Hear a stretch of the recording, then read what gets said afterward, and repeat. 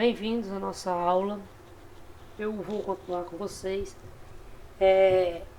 destacando, os principais pontos sobre a Revolução Francesa e as consequências desse movimento, político e econômico, também, tem suas implicações econômicas, que até hoje influencia a sociedade, certo? Eu apresentei na aula anterior a divisão, que existia politicamente dentro da Revolução. Com a execução Luís XVI, então a possibilidade de monarquia, de restituição da monarquia na França, ela foi completamente extinta. A França, então, ela passou a estabelecer um governo republicano. No entanto, era um governo republicano extremamente dividido, principalmente no que diz respeito então, à situação social que o país vivenciava. A França ela vinha de uma série de crises econômicas, entre elas constantes secas, que levou praticamente a grande parte da população a passar fome. Essa população, como eu no início do capítulo mostrar a vocês, era justamente aquela população que correspondia ao terceiro estado, que correspondia basicamente a 95% da população. E o que acontece? Com o fim da monarquia, foi extinto aqueles privilégios que a nobreza teve durante séculos. Entre os privilégios estava justamente, tinham vários, mas o principal crítica que os revolucionários atribuíam eram os privilégios de não pagar impostos, atribuir tanto à nobreza como ao clero, o que fazia o surgimento de uma estrutura completamente desigual. 95% da população pagava impostos, pesados impostos, para sustentar o luxo e a opulência das classes, nobreza e clero. Bom, então, politicamente, a França estava dividida nesses grupos, que eu já apresentei. Os girondinos, que eram aqueles partidários que desejavam quebrar os privilégios da nobreza que existiam, eram pessoas ligadas à burguesia, com pensamentos liberais. No entanto, esse pessoal, eles, de acordo com que a Revolução ela foi se aprofundando, eles começaram a apoiar toda essa situação política até derrubar a monarquia. Derrubou os privilégios da nobreza. Para os girondinos, bastava. No entanto, a Revolução ela continuou. E aí começou as classes mais pobres, a reivindicar o fim da propriedade privada. E os girondinos eram homens de posses. Eram burgueses, era alta burguesa. Eram homens que eram ricos. Eles não tinham, eram títulos, eles não tinham, eram privilégios. Privilégio que eu digo no que diz respeito ao aspecto político. Então, o que foi que aconteceu? Os girondinos, eles passaram justamente a tentar frear o caminho da Revolução. Justamente impedir que a Revolução ela continuasse. Bom, o segundo grupo, como já foi visto aqui para vocês, são os jacobinos. Os jacobinos desejavam ampliar as conquistas sociais. Eles eram ao contrário dos girondinos. Enquanto que os girondinos eles objetivavam apenas acabar com os privilégios da nobreza, os jacobinos não. Eles tentavam acabar com o privilégio da nobreza e aprofundar a revolução, destituir a propriedade privada. E todas essas ideias, pessoal, elas ganhavam muito respaldo popular principalmente porque a população francesa, ela estava em um estado de revolta total, porque tinha vivenciado governos autoritários e uma sequência de privilégios, né, que sempre existiu na sociedade. E esses privilégios, o povão, né, estava fora. Certo? Os jacobinos, eles tinham um grupo, né, que era conhecido até como mais radical, que defendia aprofundamento cada vez maior da revolução, que era conhecido como os sans-culottes. Esses sans-culottes eram grupos, né, formados por funcionários, por médicos, advogados, homens, certo, da sociedade, que estavam ali principalmente vivendo, né, naquele ambiente. Principalmente era um grupo formado em áreas urbanas da França, certo? O terceiro grupo, então, era justamente o grupo da planície, né? O grupo da planície. Se eu fosse, como eu já mostrei para vocês, se eu fosse dividir esses grupos aqui, os girondinos seriam um grupo de direita, os jacobinos seriam um grupo de esquerda. E a planície é justamente aqueles grupos de políticos, né, que eles vão no aspecto da negociata, né? Ora apoiavam determinadas ideias girondinas, ora apoiavam determinadas ideias jacobinas. Por isso que eles eram chamados planície ou pântano, né? Outros chamavam eles até de movediças, certo? Que é justamente, eles não tinham determinações, né, determinações políticas fixas. Não existia isso, certo? Eu vou avançar aqui, pessoal. Então, a convenção girondina, né, ela ganhou muito respaldo, né, no início da Revolução. Então, esse domínio durou aí mais ou menos alguns meses, né, entre 1792 e 1793. Um dos objetivos dos girondinos, né, era evitar que os jacobinos eles proclamassem o quê? Olha aqui que eu vou destacar aqui para vocês, ó. O fim da propriedade privada. Por quê? Fim da propriedade privada. Por que os girondinos se preocupavam com isso? Porque os girondinos eram homens ricos, eram burgueses ricos, né? E se a revolução ela decretasse o fim da propriedade privada, esses burgueses iam perder muitas propriedades, dinheiro, né? Então isso não era de interesse deles, beleza? Então no início do governo, os girondinos tiveram dificuldades para administrar o país. Estou falando aqui já após o fim da revolução, o fim da monarquia, certo, pessoal?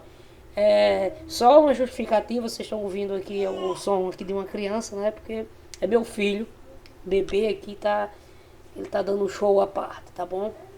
Tô gravando a aula no meu quarto. Então veja só, a nova coligação, né? Ela, de certa forma, que se estabeleceu logo após o fim da monarquia, ela era uma coligação frágil diante da complexidade eu falo aqui a coligação política, né?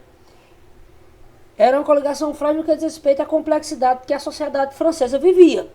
Ao mesmo tempo, no contexto externo, a França enfrentava, né, uma resistência muito forte de países que se organizavam cada vez mais forte, né, para sufocar o movimento revolucionário, né? E aí as chamadas, né, contra a coligação contra a revolução, certo? E ali liderados pela Inglaterra, Espanha, Áustria, Prússia, esses países aí, né, que tinham, em sua maioria, e com exceção da Inglaterra, eram países absolutistas ainda, e temiam que as ideias da revolução chegassem até o seu território.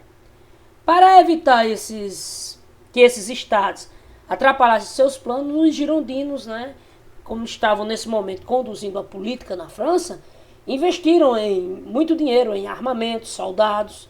Então essa crise financeira, né, forçou os líderes da convenção a lançar novos, né, assignats, né, no mercado, que ao longo do tempo se desvalorizou, provocando uma inflação. Então aí que é uma forma de captação de dinheiro, tá certo? Essa expressão aí, né, que era uma espécie de ações, vamos citar assim, né, para captar dinheiro.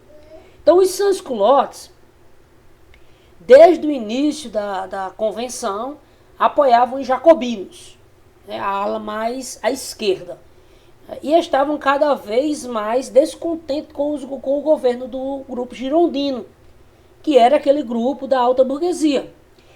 Então, o que vai acontecer?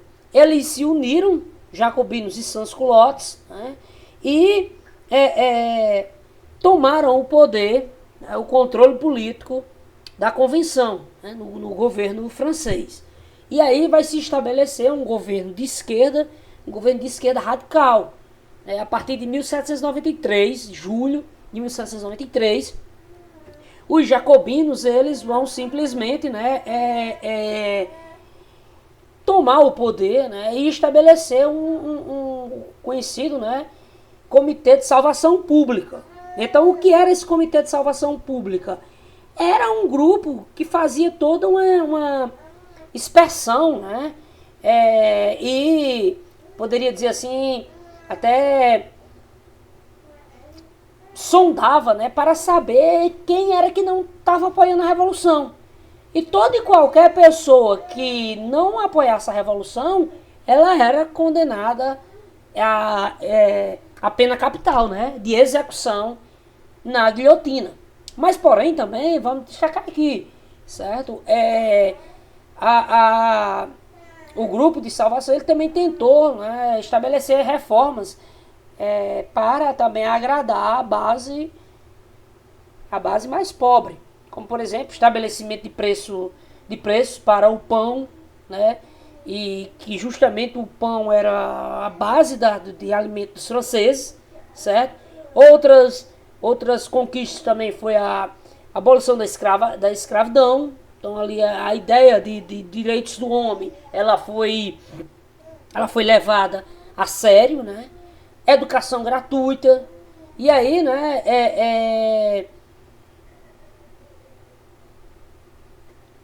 isso implica então uma série de reformas administrativas. Sem falar que aconteceu também a substituição das autoridades, que antes eram fiéis à monarquia, a partir de agora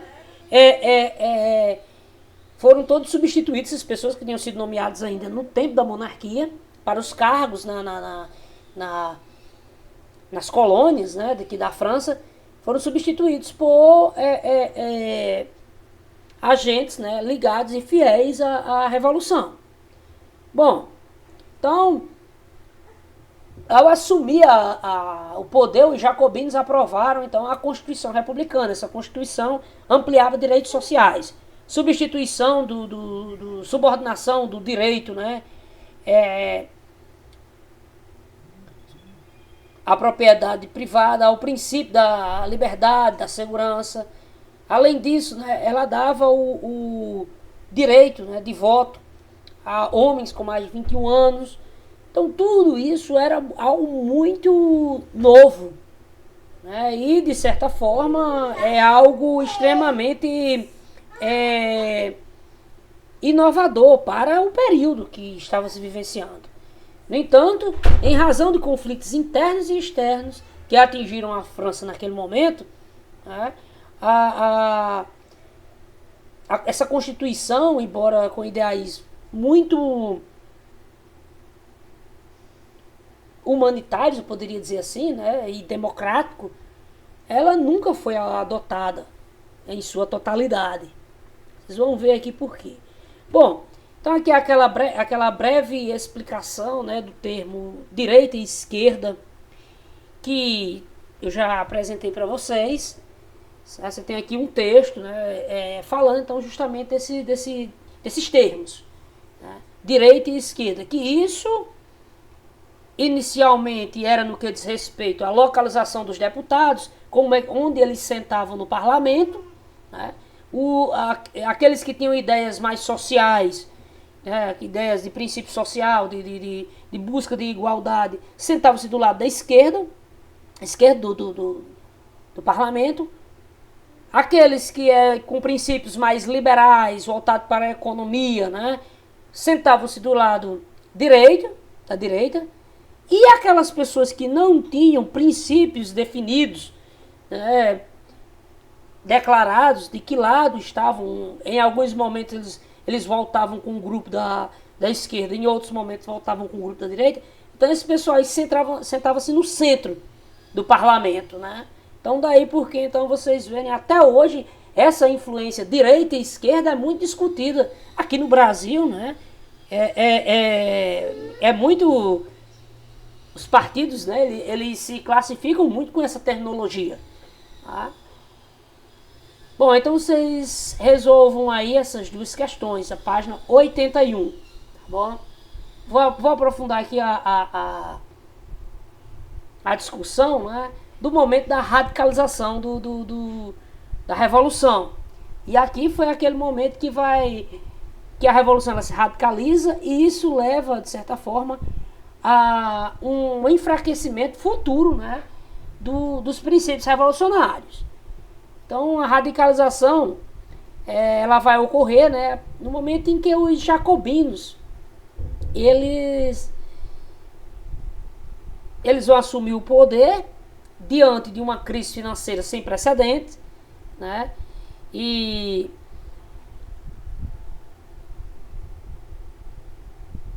começa a existir dentro da França, né, grupos cada vez mais insatisfeitos com a Revolução. E aí assume, nesse contexto político, a liderança do país, um camarada chamado Robespierre, né, que era um homem de princípios sociais bem definidos e de personalidade muito forte. Ele era conhecido até como o incorruptível. Aí o que acontece?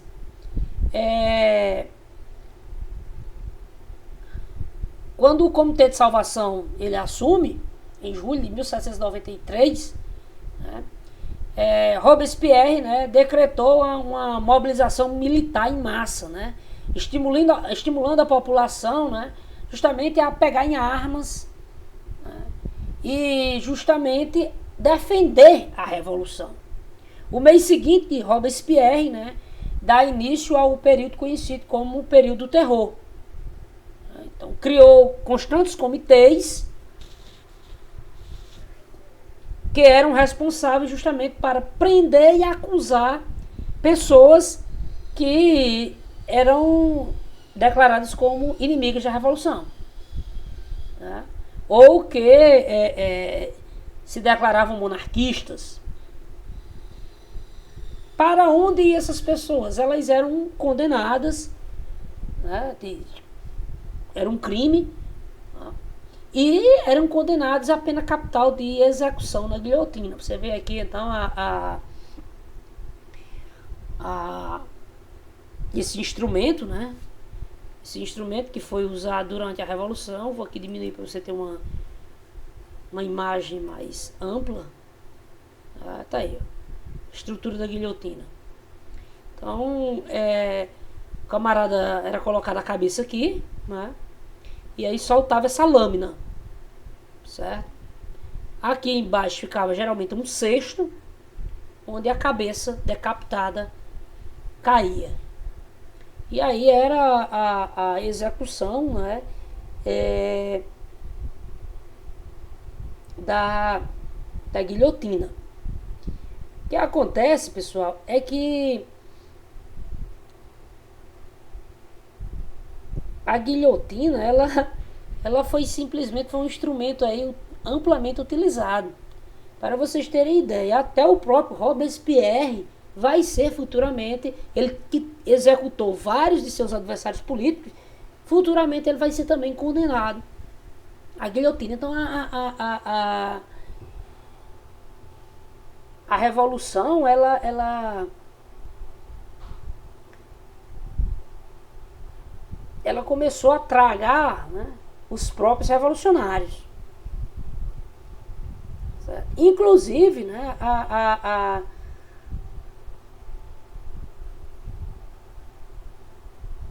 o inventor dessa máquina, né, também durante a revolução ele foi executado na própria máquina que ele inventou. Certo? Só a título de curiosidade. Então, o que vai acontecer? Essa radicalização, as ações do comitê, né, durante o governo de Robespierre, quando Robespierre estava na liderança do país, né, levaram a um clima de desconfiança que atingiu toda a França, né, e enfraqueceu politicamente. Então, a própria população também começou a se assustar do caminho que estava sendo traçado pela França, né? E simplesmente os revolucionários perderam a sua base de apoio, que era o quê? O povão. Então, aproveitando-se dessa situação, né, os girondinos, né, eles fazem ali uma manobra política, né, e conseguem, né, afastar os radicais do controle da nação e chegam então a prender Robespierre. Futuramente, então, ele vai ser condenado. Então, a convenção passa a ser controlada novamente pelos girondinos, que eram aqueles burgueses, homens ricos, com ideias liberais, né, tentando controlar a situação do país. O que foi que eles fizeram? Então, desarmaram a população, eles tomaram as armas da população, que Robespierre tinha permitido, né? Eles desarmaram a população, abrindo caminho para uma forma, né, de vingança generalizada contra os jacobinos. Então, porque os jacobinos passaram a ser vistos como pessoas perigosas. Então, observe bem que aconteceu, pessoal, uma verdadeira gangorra, né? Ora, o grupo de direita chegava ao poder e aí eles executavam da esquerda. Ora, quando os da esquerda chegavam ao poder, eles utilizavam a máquina, né, a estrutura do governo para eliminar seus adversários. E assim, meu amigo, a revolução ela entrou numa situação de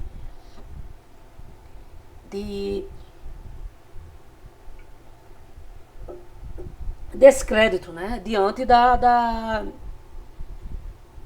população, né, e se tornou algo bastante assustador, né.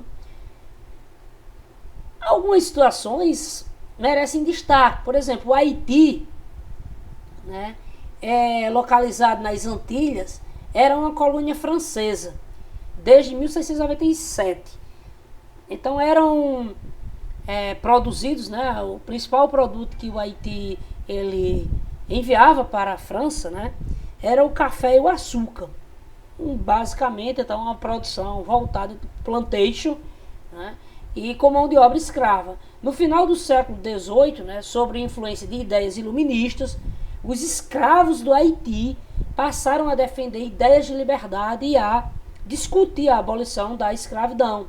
A partir de 1791 eclodiu vários movimentos, né, revoltosos,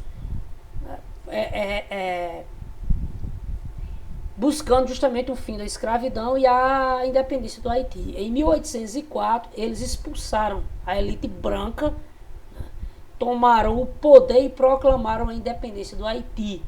A primeira colônia a se tornar independente na América Latina, certo? Na América Latina foi o Haiti. No entanto, a gente sabe que historicamente o Haiti, posteriormente, uma série de desajustes, né, levou o Haiti a praticamente o país mais pobre do continente americano. Recentemente, vocês devem ter acompanhado, o presidente do Haiti, né, foi assassinado na residência oficial dele. Então, assim, é uma série de tragédias que leva à miséria desse nosso país irmão, né? Então, o que acontece, pessoal? O governo do diretório, né? Então, o grupo jacobino, o grupo girondino, perdão, né? Era formado por apoiadores da alta burguesia que tinha defendido como ideias, né, principal leis, algumas dessas ideias desde o princípio da Revolução. Então, geralmente, essas ideias eram ligadas a princípios liberais. Então, seu governo, né, iniciou aí, então, em 1794. Os girondinos, eles anularam as leis que aprovavam o voto para maior de 21 anos. Né? Então, por isso que eu disse que aquelas ideias da Constituição, apoiada pelos jacobinos, né, ela nunca foi posta em prática. Certo?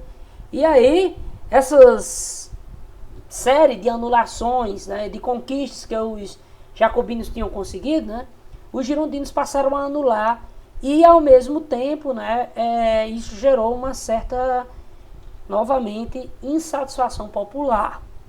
Observe, gente, como a França estava dividida, né, e envolvida em uma verdadeira espiral, né, de violência. Bom, o que vem a acontecer, né, os girondinos, no entanto, eles vão elaborar uma nova Constituição em 1795, né, e aí eles vão estabelecer que o poder executivo ele vai ser transformado, né, em diretório.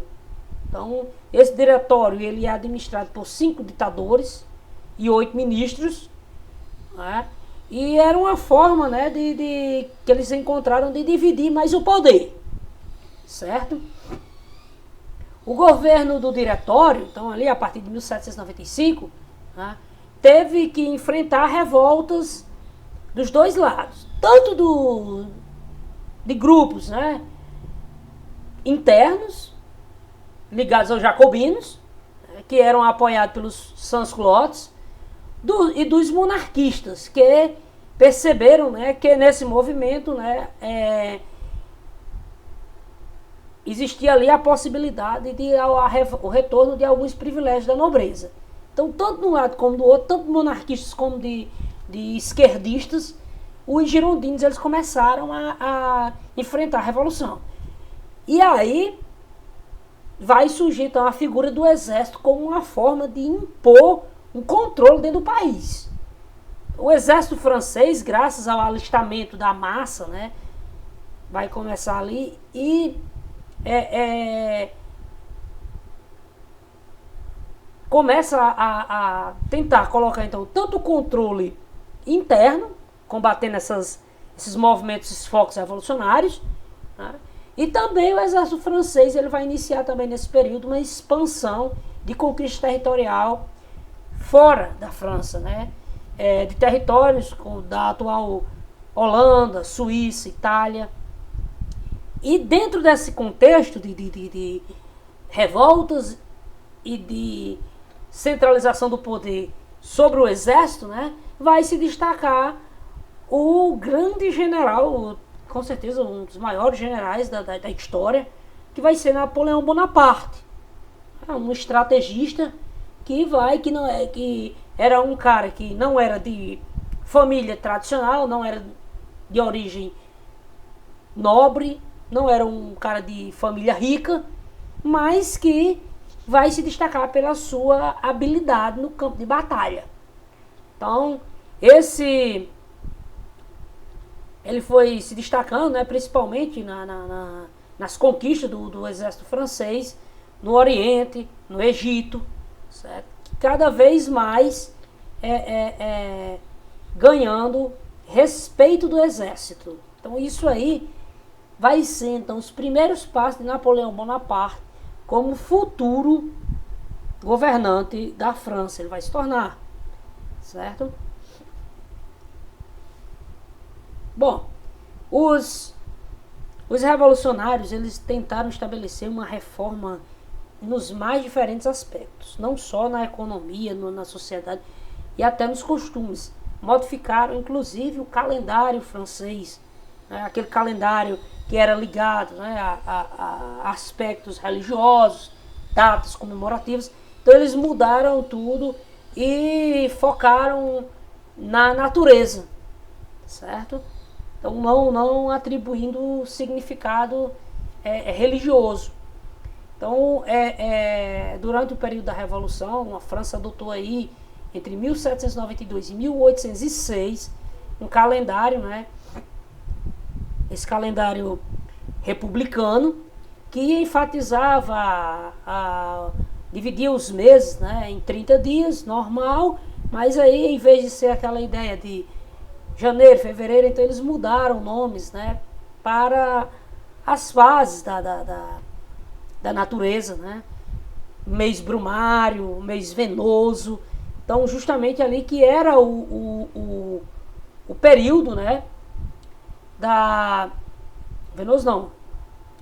Ventoso, perdão. Que era o período que estava ocorrendo, né? De transformação da natureza. Certo? Então, o mês floral, que é o período das flores. E aí justamente essa atribuição, que era uma forma de tentar romper, né, com princípios religiosos. No entanto, Napoleão Bonaparte ele vai restabelecer o calendário gregoriano na França.